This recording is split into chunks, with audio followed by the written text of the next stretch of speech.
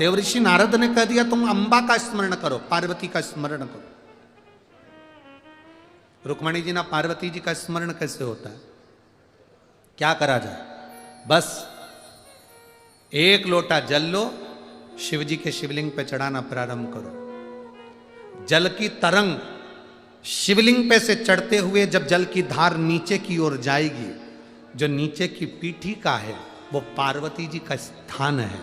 इसलिए शंकर जी पे चढ़े हुए जल को जब पीठिका पर जाता है, बैठकी पर जब जाता है और वो जल जब नीचे बहता है, तो लोग कहते हैं कि ऐसा एक लोटा जल में है क्या जो शंकर प्रसन्न हो जाते हैं, खुश हो जाते हैं और लोगों की सुन लेते हैं। उसका कारण केवल इतना है, जब जल चढ़ता है वो नीचे पीठिका पर जाता है तो पार्वती जी शंकर जी से कहती हैं तुम्हारा भक्त आया है, खाली झोली लाया है, इसको भर दीजिए। वो पीठिका पर जा रहा है, वो जल नीचे की ओर जा रहा है।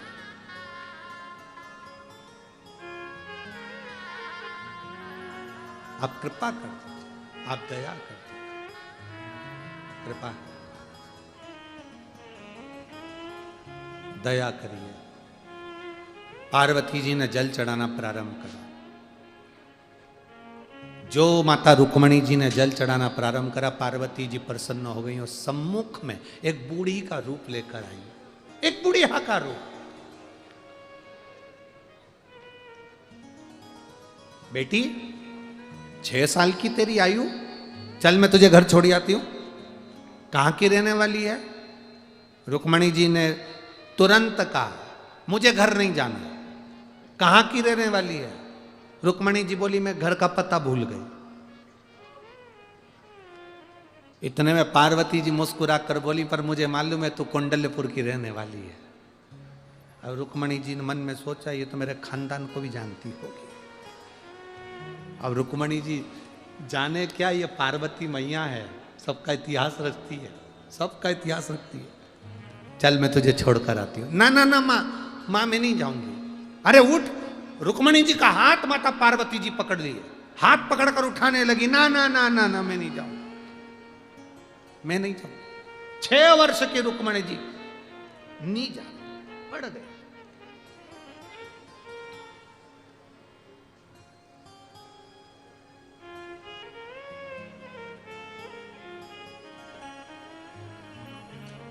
जमीन पर नहीं उठूंगी। चल ना। एक पत्ते के ऊपर जो शिवलिंग बनाया था रुक्मणी जी ने, उस पत्ते की नोक को पकड़कर बैठी। पत्ते की नोक को रुक्मणी जी पकड़ी है। पार्वती जी हाथ पकड़ी रुक्मणी का। चल मैं तुझे तेरे घर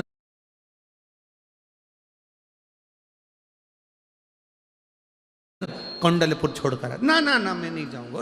हाथ पकड़े, छूटता नहीं।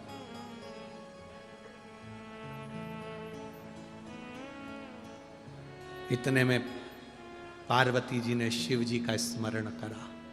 देवादिदेव महादेव सम्मुख में प्रकट हो गए। शिव सामने। रुक्मणी क्या चाहिए तुझे? रुक्मणी जी कहती हैं मैंने कृष्ण को मन से पति मान लिया है, बस इससे ज्यादा कुछ नहीं।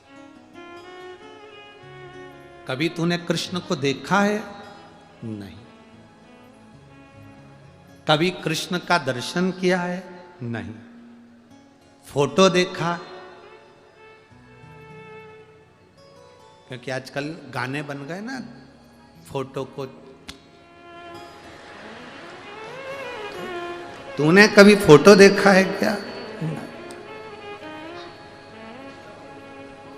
फोटो की भी बड़ी बड़ी कहानी होती है। एक भक्त आया था, कहीं कथा थी,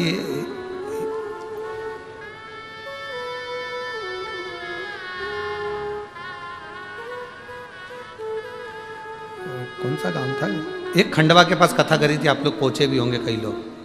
हाँ, बरहानपुर।